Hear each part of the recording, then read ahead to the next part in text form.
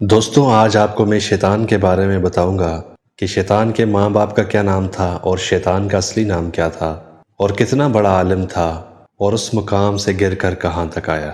تو آئیے سنتے ہیں۔ ابلیس کا اصل نام عزازیل ہے۔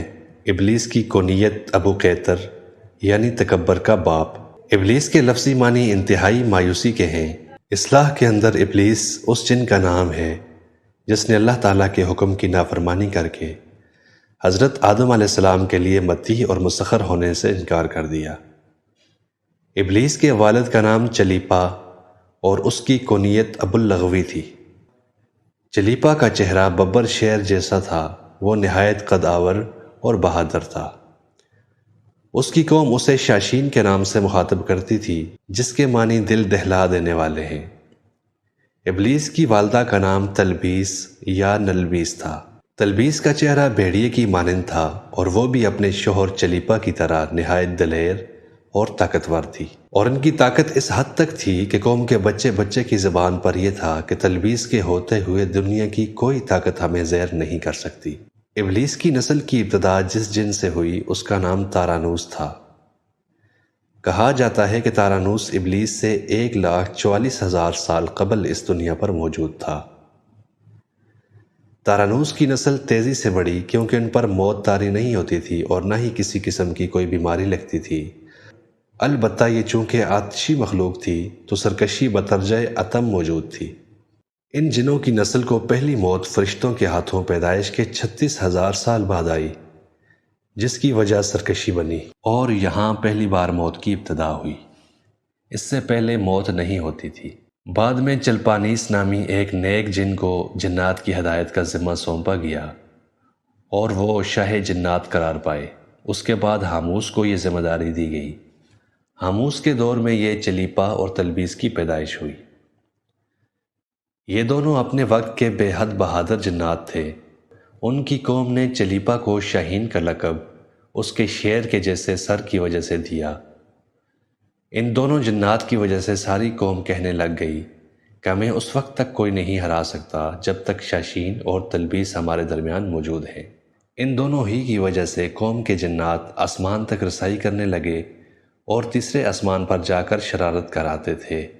ایسے میں حکم الہی سے فرشتوں نے ان پر حملہ کیا اور عبرت ناک شکست دی۔ اس دوران جب اسرائیل علیہ السلام کو جب ابلیس نے دیکھا تو سجدہ میں گر گیا۔ ابلیس شروع سے ہی ایک نڈر اور ذہین بچہ تھا۔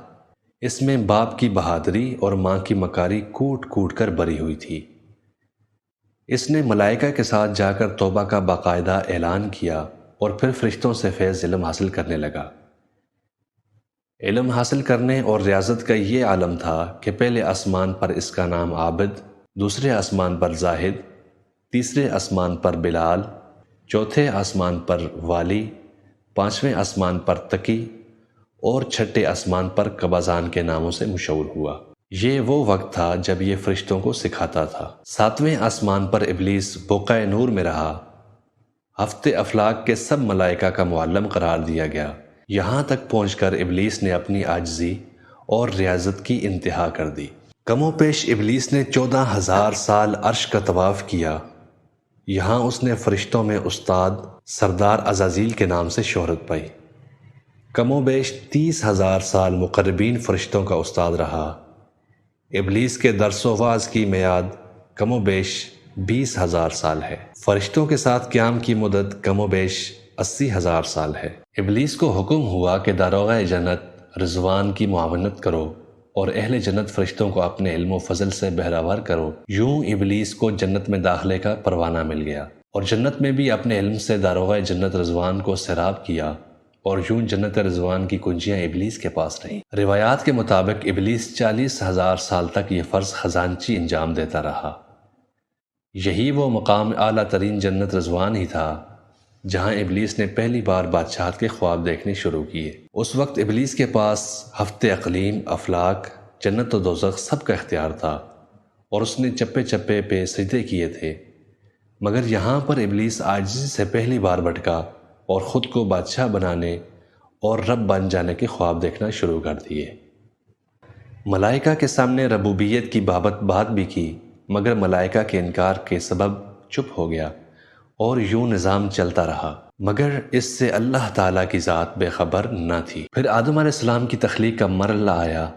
جیسے قرآن مجید میں واقعات بیان ہوئے ہیں، ابلیس آدم علیہ السلام کو جز جز مرحلہ وار مختلف اقسام کی مٹی سے تخلیق ہوتا دیکھتا رہا اور چپ رہا، مگر جیسے ہی اسے یہ معلوم ہوا کہ یہ آدم علیہ السلام اللہ تعالیٰ کا نائب ہے، تو اس نے واویلا کیا، عبادات اور اطاعت کا واسطہ دیا، پھر طنز کیا کہ مجھ جتنی عبادت کس نے کی ہے، اور آدم علیہ السلام کو سجدہ کرنے سے انکار کر دیا۔ تب اللہ تعالیٰ نے کہا کہ ابلیس نکل جا۔ ابلیس لعنتی قرار پانے کے بعد تب اللہ تعالیٰ نے کہا نکل جا شیطان مردود۔ تو اس کے بعد ابلیس نے اپنی عبادات اور ریاست کا رب کریم سے عوض مانگا، جس پر اللہ تعالیٰ نے ابلیس کو ایک وقت معلوم تک مہلت فراہم کی، جس پر ابلیس نے اولاد آدم کو صراط مستقیم سے بھٹکا کر اپنا پیروکار بنانے کا دعویٰ کیا، جس پر رب کریم نے فرمایا کہ جو متقی اور پرہیزگار ہوں گے تو ان کو گمراہ نہیں کر پائے گا۔ ابلیس کے اس لعنتی کام میں اس کے 5 ساتھی اور ہیں۔ نمبر 1، صبر۔ اس کے اختیار میں مصیبتوں کا کاروبار ہے، جس میں لوگ ہائے واویلا کرتے ہیں، گریبان پھاڑتے ہیں، منہ پر تمانچے مارتے ہیں اور جاہلیت کے نعرے لگاتے ہیں۔ دوسرے نمبر پر آور ہے۔ یہ لوگوں کو بدی کا مرتکب کرتا ہے اور بدی کو لوگوں پہ اچھا اور پسندیدہ کر کے دکھاتا ہے۔ تیسرے نمبر پہ مصوت۔ یہ جھوٹ اور دروغ پر معمور ہے۔ یہ انسانوں کی شکل اپنا کر ان سے ملنا اور ان سے فساد برپا کرنے کی جھوٹی خبریں سناتا ہے۔ نمبر 4، داسم۔ یہ آدمی کے ساتھ گھر میں داخل ہوتا ہے اور گھر والوں کے عیب دکھاتا ہے اور آدمی کو گھر والوں پر غضبناک کرتا ہے۔ 5ویں نمبر پر ذکنیور۔ یہ بازاروں کا مختار ہے۔ بازاروں میں آ کر یہ بددیانتی کے جھنڈے گاڑتا ہے، بازاروں میں برائی اور فحاشی پر ورغلاتا ہے۔ ابلیس کا آدم علیہ السلام کو سجدے سے انکار کا جذبہ حسد تھا کہ جس نے اسے مجبور کیا کہ میری جگہ آدم کو کیوں ملی۔ یہ اس کا جذبہ تکبر اور غرور تھا، اور اس ایک سجدے کے انکار کی بات نہیں تھی، بات اطاعت سے سرکشی کی تھی، شرک کی تھی۔ ابلیس نے دل میں خود کو رب مان لیا تھا۔ اس شرک عظیم کی بدولت ابلیس تا قیامت رسوا و لعنتی ٹھہرا اور اولاد آدم کو بھٹکانے کے لیے آزاد قرار پایا۔